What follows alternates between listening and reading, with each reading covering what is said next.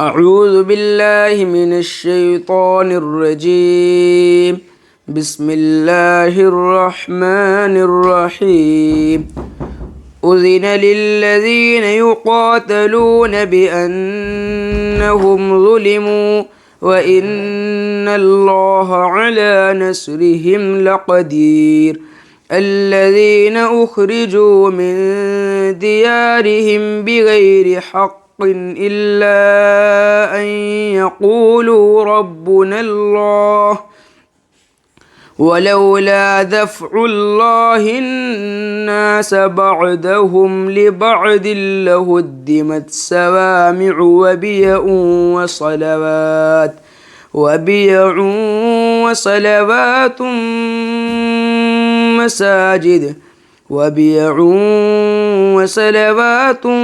ومساجد يذكر فيها اسمه الله كثيرا ولينصرن الله من ينصره إن الله لقوي عزيز.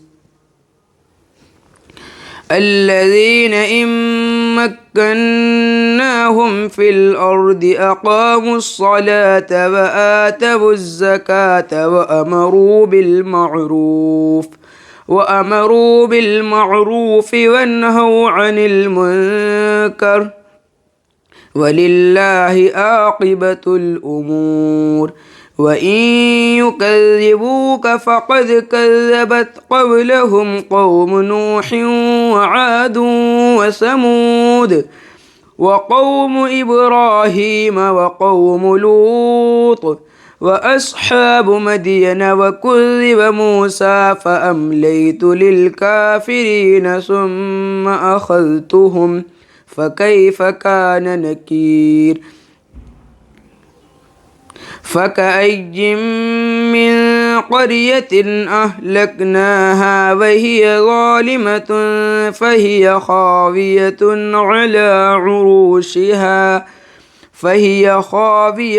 على عروشها وبئر معطلة وقصر مشيد. أفلم يسيروا في الأرض فتكون لهم قلوب يعقلون بها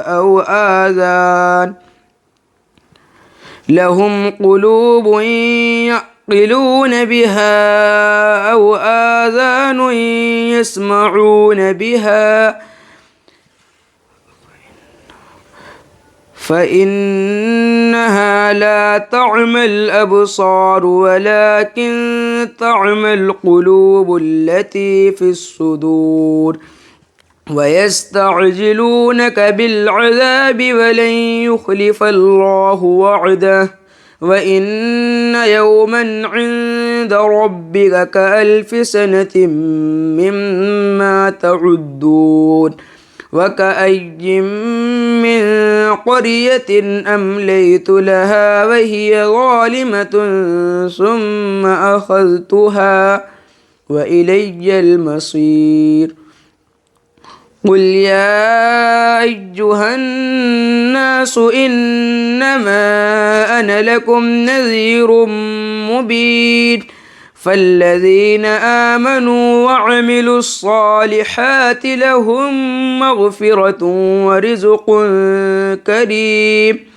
والذين سعوا في آياتنا معاجزين أولئك أصحاب الجحيم. وما أرسلنا من قبلك من رسول ولا نبي إلا إذا تمنى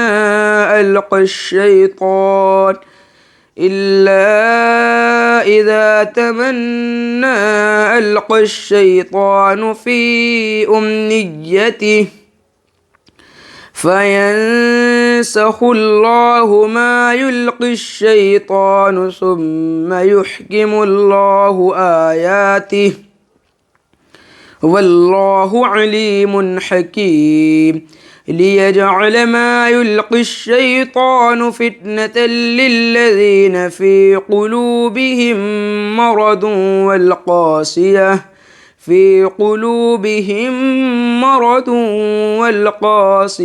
قلوبهم وإن الظالمين لفي شقاق بعيد وليعلم الذين أوتوا العلم أنه الحق من ربك فيؤمنوا به فتخبت له قلوبهم وإن الله لهادي الذين آمنوا إلى صراط مستقيم ولا يزال الذين كفروا في مرية منه حتى تأتيهم الساعة بغتة أو يأتيهم عذاب يوم عقيم الملك يومئذ لله يحكم بينهم فالذين آمنوا وعملوا الصالحات في جنات النعيم والذين كفروا وكذبوا بآياتنا فأولئك لهم عذاب مهين صدق اللہ العظیم۔ السلام علیکم ورحمۃ اللہ وبرکاتہ۔ ترجمہ قرآن کے سلسلے میں آج کل ہم سورہ حج کا مطالعہ کر رہے ہیں۔ آج آپ نے جو تلاوت سنی ہے وہ رکوع نمبر 6 اور 7 کی سنی ہے، اس کا ترجمہ اور تفسیر آپ کے سامنے پیش ہے۔ الحمدللہ رب العالمین والصلاۃ والسلام علی رسول الکریم وعلی آلہ وصحبہ اجمعین، اما بعد، فاعوذ باللہ من الشیطان الرجیم، بسم اللہ الرحمن الرحیم، رب اشرح لی صدری ویسر لی امری واحلل عقدۃ من لسانی یفقہوا قولی، سبحان ربک رب العزۃ عما یصفون وسلام علی المرسلین والحمدللہ رب العالمین۔ سورہ حج آیت نمبر 39 سے آیت نمبر 57 تک 17 پارہ۔ شروع اللہ کے نام سے جو بڑا مہربان نہایت رحم فرمانے والا ہے۔ آیت نمبر 39، جس مسلمانوں سے کافر جنگ کر رہے ہیں انہیں بھی مقابلے کی اجازت دی جاتی ہے کیونکہ وہ مظلوم ہیں، بے شک ان کی مدد پر اللہ قادر ہے۔ یہ بڑی اہم ترین آیت ہے۔ 12 سال مکے میں ہاتھ روکے رکھنے کا حکم تھا، اب اجازت ملی قتال کی۔ ہجرت کے سفر کے دوران جن پہ ظلم ہوا تھا، دبے کچلے جو لوگ تھے، انہیں اللہ نے اجازت دی کہ اینٹ کا جواب پتھر سے۔ پہلے ایک طرفہ جنگ تھی، ظلم تھا۔ انفال، سورہ انفال ہے، اس میں 39 نمبر میں بھی جو ہے جنگ کرو جب تک دین غالب نہ ہو۔ سورہ بقرہ آیت نمبر 193 اور 216 میں بھی اللہ نے یہی حکم دیا۔ تو یہاں اللہ نے کہا جو مظلوم ہیں، مطلب زبردستی ان پہ جنگ تھوپی گئی، گھروں سے نکالا گیا، اب انہیں اجازت دی۔ سورہ آل عمران آیت 77 میں ہاتھوں کو باندھے رکھنے کا حکم تھا، اب اللہ نے انہیں ہاتھ کھولنے کی اجازت دی اور انہیں کہا کہ اب تم جو ہے بے شک ان کی مدد پر اللہ قادر ہے۔ مطلب جہاد کے دو مقصد جو ہے مظلوم کی مدد اور اللہ کا قانون نافذ کرنا۔ تو دوبارہ مدد کا وعدہ اللہ نے یہاں کیا۔ اگر ظالموں کو نہ ختم کیا جائے تو وہ فساد برپا کرتے رہتے ہیں، تو اس وجہ سے اللہ رب العزت نے جو ہے اجازت دی۔ آیت نمبر 40، یہ وہ ہیں جنہیں ناحق اپنے گھروں سے نکالا گیا صرف ان کے اس قول پر کہ ہمارا پروردگار فقط اللہ ہے۔ اگر اللہ تعالیٰ لوگوں کو آپس میں ایک دوسرے سے نہ ہٹاتا رہتا تو عبادت خانے اور گرجے اور مسجدیں اور یہودیوں کے معبد اور وہ مسجدیں بھی ڈھائی دی جاتی جہاں اللہ کا نام بکثرت لیا جاتا ہے۔ جو اللہ کی مدد کرے گا اللہ بھی ضرور اس کی مدد کرے گا، بے شک اللہ تعالیٰ بڑی قوت والا، بڑی غلبے والا ہے۔ یہ وہ آیت ہے کہ جنہیں جو ہے اس بات کی سزا دی گئی مکے میں کہ یہ اللہ کو ایک مانتے تھے، رسول اللہ صلی اللہ علیہ وسلم کی پیروی کرتے تھے۔ آج بھی بہت سارے علاقوں میں اس بات کی سزا جو ہے ایمان والوں کو ملتی ہے کہ وہ ایک اللہ کو مانتے ہیں، اپنا پروردگار۔ تو یہاں اللہ رب العزت نے اور یہ بھی کہا کہ اگر میں ایک دوسرے سے ہٹاتا نہ رہتا مطلب تو گند ہی گند ہو جاتا دنیا میں. اور یہودوں کی عبادت گاہیں ہوں یا نصرانیوں کے گرجے گھر ہوں، اللہ نے سب کی مثال دی. تو جو راہبوں کی خلوت خانے تھے اور مسجدیں یا یہودیوں کے جو عبادت گاہیں تھیں، ان سب کو اللہ نے کہا کہ یہ سب ڈھا دی جاتی اگر صرف برے لوگ اس دنیا میں رہتے.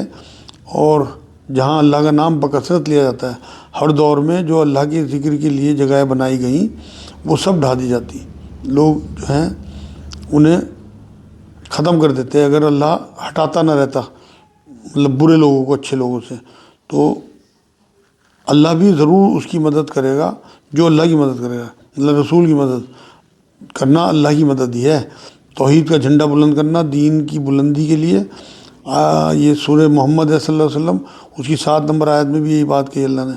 کبھی حضور یا اس کے خلیفہ جو ہیں انہوں نے اپنے محل نہیں بنائے بلکہ دین کی بلندی کے لیے کام کیا، سر بلندی کے لیے.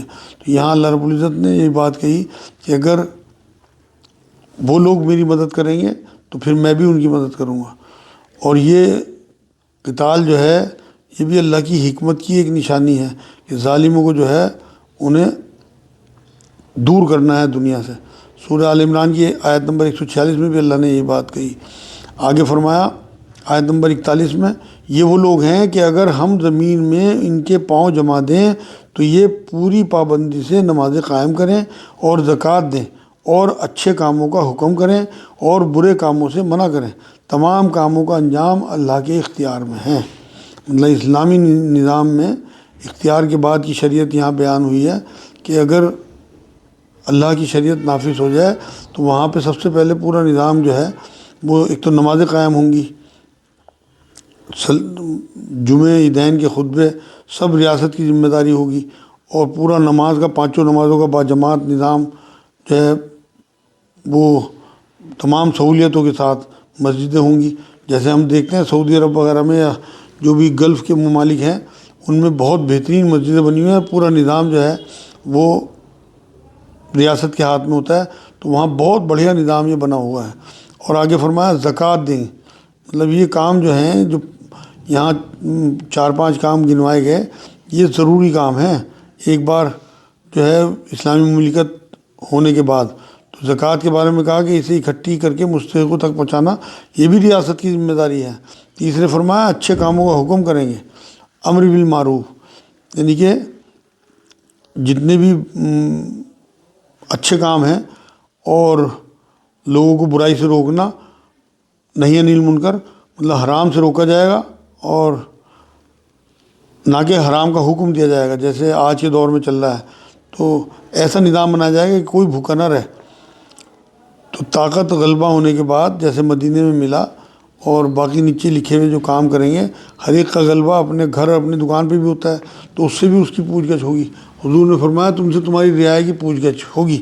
تو اگر آپ اپنے بچوں کو نمازوں کو نہیں ٹوکتے اور اپنے گھر والوں کو نمازوں کو نہیں ٹوکتے تو آپ کی پکڑ ہوگی. اسی طرح زکوٰۃ کا نظام ہے، اگر آپ کے گھر میں حساب لگا کے زکوٰۃ نہیں دی جاتی تو آپ کی پکڑ ہوگی. اسی طرح سے اچھے کاموں کا حکم کرنا، مطلب اپنے بچوں کو دین سکھانا، شریعت سکھانا، اس پہ چلنے کے لیے انہیں کام گن کرنا، یہ سب آپ کی ذمہ داری ہے. اور برے کاموں سے روکنا، یعنی کہ جو بھی اگر آپ کا کوئی بچہ یا کوئی گھر والا حرام کام میں ملوث ہو تو اسے روکنا بھی آپ کی ذمہ داری ہے. یہ فریضہ ہے امت کا. سورہ آل عمران 110 نمبر آیت میں بھی اللہ نے کہا اور سورہ بقرہ آیت 143 میں بھی اللہ نے یہ بات کہی. تمام کاموں کا انجام اللہ کے اختیار میں ہے. مطلب چاروں کام حکمران کے ہیں اسلامی نظام میں، پھر آخرت میں ان کا جواب جو ہے وہ اللہ کو دینا ہے. کیا آج کے جو اسلامی ملک ہیں ان کے حکمران سوچتے ہوں گے کہ رعایا کی ضروریات جو ہے بھوک پیاس کا خیال اگر نہ رکھا گیا تو اللہ کے ہاں اس کا جواب دینا ہے. سورہ آل عمران 110 نمبر آیت کے حساب سے سب کو نیکی کی بات پہنچانی ہے، تمام امت کو. اسے برپا اس لیے کیا گیا. حدیث پاک میں بھی اللہ رب العزت کے رسول نے فرمایا ہر ایک اپنی ریت کا نگہبان ہے، اس کا جواب دہ ہوگا. ہر ایک کو جواب جو ہے وہ اللہ کو دینا ہے، چاہے گھر کا حاکم ہو یا فیکٹری کا یا مالک کا یا کوئی نیتا ہو. تو کوئی سیاست دان ہو اسے بھی اللہ کو حساب دینا ہے کہ اس نے کیا کیا کیا، کس طرح سے لوگوں کو فائدہ پہنچایا، کس طرح نقصان پہنچایا۔ اگر یہ لوگ آپ کو جھٹلائیں تو کوئی تعجب کی بات نہیں، تو اس سے پہلے نوح کی قوم اور عاد اور سمود ان کی قوموں اور قوم ابراہیم اور قوم لوط اور مدین والے بھی اپنے اپنے نبیوں کو جھٹلا چکے ہیں۔ یہاں اللہ رب العزت نے تسلی دی کہ کفار کے ایمان لانے پہ آپ پریشان نہ ہوں، آپ سے پہلے بھی نبیوں کو جھٹلایا گیا، اور مدین والے جو کہا گیا شعیب علیہ السلام کی قوم کو کہا گیا۔ آگے فرمایا موسیٰ علیہ السلام بھی جھٹلائے جا چکے ہیں، پس میں نے کافروں کو یوں ہی سی مہلت دی، پھر دھر دبوچا، مطلب ڈھیل دی۔ اللہ کی سنت ہے مہلت دینا، اور پھر پکڑ لیا۔ پھر میرا عذاب کیسا ہوا۔ انکار کی وجہ سے پچھلی قوموں کے انجام یاد دلا کے اللہ نے کفار کو دھمکی دی ہے کہ حضور صلی اللہ علیہ وسلم کو نہ مانو گے تو پچھلی قوموں کے انجام دیکھ لو کہ ان کے ساتھ کیا ہوا۔ بہت سی بستیاں ہیں جنہیں ہم نے طے و بالا کر دیا اس لیے کہ وہ ظالم تھے، پس وہ اپنی چھتوں کے بل اوندھی ہوئی پڑی ہیں، اور بہت سے آباد کنویں بیکار پڑے ہیں، اور بہت سے پکے اور بلند محل ویران پڑے ہیں۔ یہ اللہ نے مثال دی ہے کہ لاشیں تھی چھتوں پہ، اس طرح سے بستیوں کو ختم کیا گیا، اوندھے منہ گر گئیں، کوئی پانی پینے والا نہیں تھا، کنویں جو ہے وہ پھر ختم ہو گئے جو سیراب کنویں تھے، اور ان کنویں کے آس پاس جو قومیں تھیں انہیں مٹا دیا گیا، ساری ترقی جو ہے وہ ختم کر دی گئی وہاں پہ۔ اور بلند محل یعنی وہاں جہاں بادشاہ عیش کرتے تھے آج وہاں کھنڈر ہیں۔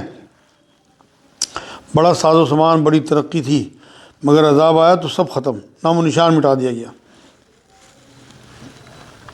آیت نمبر 46، کیا انہوں نے زمین میں سر و سیاحت نہیں کی جو ان کے دل ان کی باتوں کے سمجھنے والے ہوتے، یا کانوں سے ہی ان واقعات کو سن لیتے؟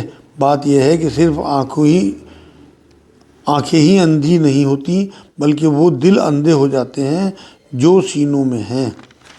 یہ آیت نمبر 46 کا مفہوم ہے کہ اللہ رب العزت نے کہا دل کی باتوں کے سمجھنے والے، مطلب دل میں روحانی عقل ہوتی، ان کے پاس عقل ہی نہیں ہوتی کہ دل سے جو ہے وہ اللہ کی بات سمجھتے ہیں۔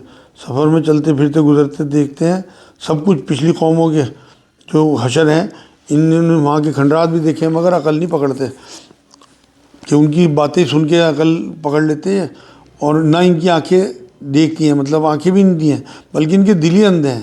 دل میں تو آتا، سمجھ میں نہیں آتا، تو عقل سے کام تو نہ لیں تو سر کی آنکھیں جو ہیں وہ نصیحت کی کوئی چیز نہیں دکھا سکتی انہیں، مطلب روح کی آنکھیں اور روحانی کان چاہیے دیکھنے کے لیے، آنکھیں نہیں، بلکہ دل اندھے ہو جاتے ہیں لوگوں کے۔ دل کی آنکھ جو ہے وہ دیکھ نہیں پاتی، اگر دل کی آنکھ کسی کی کھل جائے تو وہ پھر سب کچھ دکھ جاتا ہے اللہ کی طرف سے۔ اور کان بھی جو ہیں وہ دل کے کان ان سے سن لیتا ہے انسان۔ اللہ کی دی ہوئی صلاحیتیں جو ہیں انہیں حق کے لیے استعمال نہ کرنے پہ وہ صلاحیتیں واپس لے لی جاتی ہیں۔ آنکھیں جو ہیں وہ حق نہیں دیکھ پاتی ہیں، اور کان جو ہیں وہ حق سن نہیں پاتے، کیونکہ ہم نے اللہ کے لیے انہیں استعمال ہی نہیں کیا ہوتا۔ تو یہ بات یہاں اللہ رب العزت نے بتایا۔ آیت نمبر 27، اور عذاب کو آپ سے جلدی طلب کر رہے، آیت نمبر 47، اور عذاب کو آپ سے جلدی طلب کر رہے، اللہ ہرگز اپنا وعدہ نہیں ٹالے گا، ہاں البتہ آپ کے رب کے نزدیک ایک دن تمہاری گنتی کے اعتبار سے 1000 سال کا ہے۔ مطلب عذاب کا وعدہ جو اللہ نے کیا وہ ضرور آئے گا، اس کا وقت ہے، مگر مطلب منہ مانگے عذاب نہیں دے سکتا۔ اللہ نے جو مہلت کا وعدہ کر رکھا وہ بھی دے گا، اور عذاب کا جو وعدہ کرا اسے بھی پورا کرے گا۔ اور اللہ نے یہ کہا کہ تمہاری گنتی کے اعتبار سے 1000 سال کا، قرآن میں اللہ رب العزت نے ایک جگہ 50,000 سال کا دن بتایا، اور اللہ کا جو پلان ہے وہ طویل ہوتا ہے، ایسے ہی اس کے جو دن ہیں وہ بھی لمبے ہوتے ہیں۔ اس کا مطلب یہ ہے کہ جلد بازی نہ کرو، اللہ اپنے حساب سے جو ہے وہ عذاب لانے پہ قادر ہے، وہ مہلت ختم ہوتی ہے عذاب آ جائے گا۔ تو ہمارے جو ہیں 1000 سال کے برابر ایک دن یہاں کے، اس کی مثال اللہ نے یہاں پہ دی۔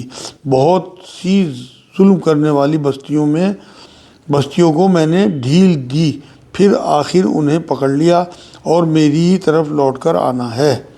مطلب بہت سی بستیوں کو پہلے ڈھیل دی اور پھر پکڑ کیا، اور حساب کتاب ان کا اللہ کے ہاں ہوگا، ان کی مطلب پیشی ہوگی۔ تو اعلان کر دو کہ لوگو، اے نبی سے فرمایا، نبی سے اللہ نے حکم دیا کہ اعلان کر دو کہ میں تمہیں کھلم کھلا چوکنا کرنے والا ہی ہوں، مطلب کہ آگے کی زندگی کے جو مرحلے ہیں آنے والے، ان میں جو ہے وہ اس کی فکر کرو۔ اور کوئے صفا پہ کھڑے ہو کے نبی اکرم صلی اللہ علیہ وسلم نے جب اپنی قوم کو پکار کے بتایا تھا، بہت مشہور واقعہ ہے کہ اگر میں کہوں کہ پیچھے سے کوئی تمہارے اوپر جو ہے چڑھائی کرنے والا تو یقین کرو گے، تو کہیں گے بالکل یقین، تو تمہارا دشمن پیچھے سے آنے والا ہے۔ تو یہاں یہ سمجھ لیں لوگ کہ چوکنا رہنا ہے ہمیں آنے والی زندگی کے لیے۔ آیت نمبر 50، پس جو ایمان لائے ہیں اور جنہوں نے نیک عمل کیے ہیں انہی کے لیے بخشش ہے اور عزت والی روزی ہے، مطلب پاکیزہ صاف ستھری روزی جس کے ذرائع بھی پاک ہوں۔ اللہ ہمیں بھی پاک روزی کھانے کی جو ہے وہ صلاحیت بھی دے، ہمت بھی دے اور توفیق بھی دے۔ آیت نمبر 51، اور جو لوگ ہماری نشانیوں کو پست کرنے کے در پہ رہتے ہیں وہی دوزخی ہیں۔ اللہ ہمیں ایسے لوگوں سے محفوظ رکھے جو ان آیتوں کو پھیلانے سے روکتے ہیں، ناکام کرتے ہیں اللہ کے مشن کو اور توحید کے مشن کو۔ ان لوگوں کو حال لانا کہ وہ دوزخی ہیں۔ ہم نے آپ سے پہلے جس رسول اور نبی کو بھیجا اس کے ساتھ یہ ہوا کہ جب وہ اپنے دل میں کوئی آرزو کرنے لگا تو شیطان نے اس کی آرزو میں کچھ ملا دیا، پس شیطان کی ملاوٹ کو اللہ تعالیٰ دور کر دیتا ہے، پھر اپنی باتیں پکی کر دیتا ہے۔ مطلب یہاں اللہ رب العزت نے یہ بتایا کہ کوئی پلان کیا، کسی نبی نے کوئی خواہش کی کہ اللہ کا پیغام میں پہنچاؤں اس طرح، تو یہ روڑے اٹکاتا تھا شیطان نبی کے مشن میں، لوگوں میں وسوسے ڈال کے انہیں گمراہ کر کے انبیاء سے دور کرنے کی کوشش کرتا تھا، جبکہ نبی چاہتے تھے کہ اللہ کا پیغام اس کے بندوں تک پہنچے۔ آج بھی جو لوگ دین کا کام کرتے ہیں انہیں پتہ ہے کتنی مشکلیں ان کے لیے آتی ہیں، کس طرح سے شیطان کے جو چیلے ہیں ان کی راستے میں روڑے اٹکاتے ہیں۔ اللہ نے رسول صلی اللہ علیہ وسلم کو تسلی دی یہاں پہ کہ ہمیشہ انبیاء کو شیطان نے پریشان کیا، آپ کو بھی کرتا ہے، مگر جیسا ہم نے اور انبیاء کی جو ہے حفاظت کی، آپ کی حفاظت کرنے والے ہم ہی ہیں۔ مطلب اللہ جو ہے اس ملاوٹ کو ہٹا دیتا ہے، مطلب وسوسوں کو ہٹا دیتا ہے نیک لوگوں کے دلوں سے۔ آیت نمبر 53، یہ اس لیے کہ شیطانی ملاوٹ کو اللہ تعالیٰ ان لوگوں کی آزمائش کا ذریعہ بنا دے جن کے دلوں میں بیماری ہے اور جن کے دل سخت ہیں، بے شک ظالم لوگ گہری مخالفت میں ہیں۔ یہاں جو کافروں حسد جلن کرنے والے سے نہ بچ سکیں، وسوسوں سے نہ بچ سکیں گے، اور ان لوگوں کے بارے میں اللہ نے کہا کہ وہ آزمائش میں آ گئے ان وسوسوں کی وجہ سے، اور بے شک ظالم لوگ گہری مخالفت میں ہیں، لذت اور تکبر کی وجہ سے اللہ کی مخالفت میں ہیں لوگ۔ اور اس لیے بھی کہ جنہیں علم عطا فرمایا گیا ہے وہ یقین کر لیں کہ یہ آپ کے رب ہی کی طرف سے سراسر حق ہی ہے، پھر وہ اس پر ایمان لائیں اور ان کے دل اس کی طرف جھک جائیں۔